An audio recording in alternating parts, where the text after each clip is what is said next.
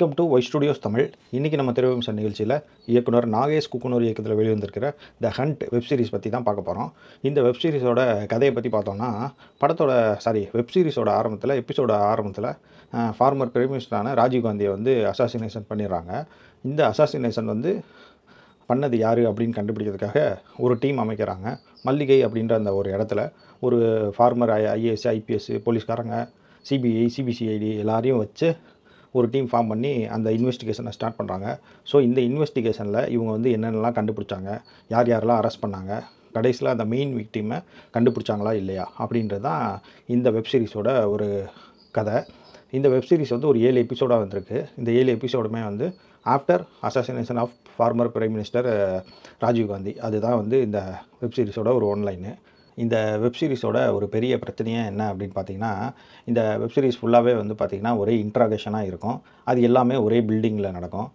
அதுக்கான காரணம் என்னன்னு பார்த்தீங்கன்னா, ஒரு ஃபார்மர் பிரைம் மினிஸ்டரை கொண்டிருக்காங்க. தடாலடியாக போய் எல்லாரையும் பிடிக்கிற மாதிரி காட்டணும் இல்லையா? அப்படி எதுவுமே காட்டாமல் ரொம்ப சிம்பிளாக ஒவ்வொருத்தரையும் போய் பிடிச்சிட்டு வந்துடுவாங்க. வந்து அந்த இன்ட்ராகேஷன்ற பேரில் அந்த ரூமில் வச்சு அவங்கள்ட்ட வந்து உண்மையை வாங்குறது, இப்படிமா போயிட்டுருக்குமே தவிர பரபரன்னு போகாதது தான் இந்த வெப் சீரிஸோட ஒரு பெரிய பிரச்சனை அப்படின்னு நினைக்கிறேன். அதை தவிர பார்த்திங்கன்னா, மற்றபடி ஒவ்வொருத்தரையும் எப்படி கண்டுபிடிச்சாங்க, அவங்கள்ட்ட வந்து எப்படி உண்மையாக வாங்கினாங்க, அதெல்லாம் வந்து ரொம்ப சுவாரஸ்யமாகவே இருந்துச்சு. இன்னும் கொஞ்சம் பரபரன்னு போயிருந்தால் இந்த வெப் சீரிஸ் வந்து இன்னும் நல்லாவே பேசப்பட்டிருக்கும். 2வது விஷயம் வந்து, அங்கே நடந்ததை இவங்க அப்படியே உண்மையாக காட்டுறாங்களா அப்படின்றது தெரில.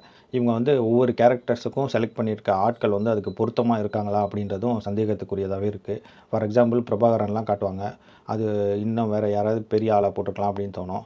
இன்னும் நிறைய கேரக்டர்ஸ் வந்து ரொம்ப சின்ன சின்ன ஆளாக போட்டிருப்பாங்க. ஆனால் புதுசாக நடித்த அந்த எல்டிடி அந்த இதில் குரூப்பில் இருக்கவங்களா நடித்த எல்லாமே, ஃபார் எக்ஸாம்பிள் நளினி உட்பட எல்லாமே ரொம்ப நல்லா நடிச்சிருப்பாங்க. எல்லாமே புது ஆக்டர்ஸ் தான் போல், ரொம்ப நல்லா பண்ணியிருப்பாங்க. மித்தபடி இந்த வெப் சீரிஸில் வந்து பெருசாக சொல்லிக்கிற மாதிரி எதுவும் கிடையாது. ஃபார்மர் பிரைம் மினிஸ்டரை கொண்டதுக்கப்புறம் அந்த எல்லாரையும் எப்படி கண்டுபிடிச்சாங்க, கடைசியில் அந்த மெயின் ஹெட்டை வந்து என்ன பண்ணாங்க அப்படின்றது தான் இது. அந்த மெயின் ஹெட்டாக சிவராசன் அப்படின்ற அந்த கேரக்டரில் நடித்தவர் ரொம்பவே நல்லா நடிச்சிருப்பார். அந்த நளினி கேரக்டர் அவங்க ரொம்ப நல்லா நடிச்சிருப்பாங்க. அதுக்கப்புறம் நம்ம பக்ஸ் இருக்கார் இல்லையா, அவர் வந்து ரகோத்தமனாக நடிச்சிருப்பார், அவரு ரொம்ப நல்லா நடிச்சிருப்பார். இந்த மாதிரி ஒரு சில கேரக்டர்லாம் நம்ம மனசில் நிற்கிற மாதிரி நடிச்சிருந்தாங்க. முக்கியமாக ஸ்பெஷல் மென்ஷனாக சொல்ல வேண்டியது பார்த்திங்கன்னா, இந்த ஹோல் ப்ராசஸ்லேயே வந்து பார்த்திங்கன்னா, அமித்னு ஒரு ஆஃபீஸரு, அவர் தான் மெயினாக எல்லாமே கண்டுபிடிப்பார், எல்லாமே போய் பண்ணுவார். ஆனால் வந்து இந்த அமித் அப்படின்றவரை வந்து நம்ம நியூஸ்லேயோ எங்கேயுமே வந்து நம்ம பார்க்கவே இல்லை. அது ஏன் அப்படின்றது இந்த வெப் சீரிஸ்லேயே கடைசியாக சொல்லியிருப்பாங்க. ஸோ இந்த மாதிரி அந்த இன்னர் பாலிட்டிக்ஸு அது எல்லாமே வந்து ரொம்ப தெளிவாக இருக்கும். ஆனால் இன்னும் கொஞ்சம் பரபரன்னு போயிருக்கலாம். இன்னும் கொஞ்சம் ரொம்ப ஒரு ட்ராமாவாக போயிட்டாங்க இந்த வெப் சீரிஸ் ஃபுல்லாக. இன்னும் கொஞ்சம் ஆக்ஷனாக போயிருந்தால் இன்னும் கொஞ்சம் நல்லா இருந்திருக்கும். 2வது அவங்க சைனைட் குப்பின்னு சொல்லிட்டு ஒரு இது மாதிரி காட்டுவாங்க. அது சைனைட் குப்பின்னா இவ்வளோண்டா தான் இருக்கும்னு கேள்விப்பட்டிருக்கோம். அது இவ்வளோ பெருசாக இருக்கும் இவங்க காட்டுறது.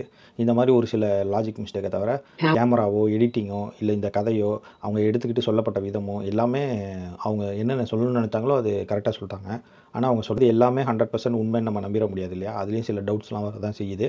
இருந்தாலும் ஒரு படத்துக்காக, ஒரு வெப் சீரிஸ்க்காக நம்ம இதை பார்க்கலாம். நிச்சயமாக இந்த வெப் சீரிஸ் வந்து கண்டிப்பாக எல்லோரும் ஒரு தடவை போய் பாருங்கள். கொஞ்சம் வித்தியாசமாக இருக்கும். நன்றி.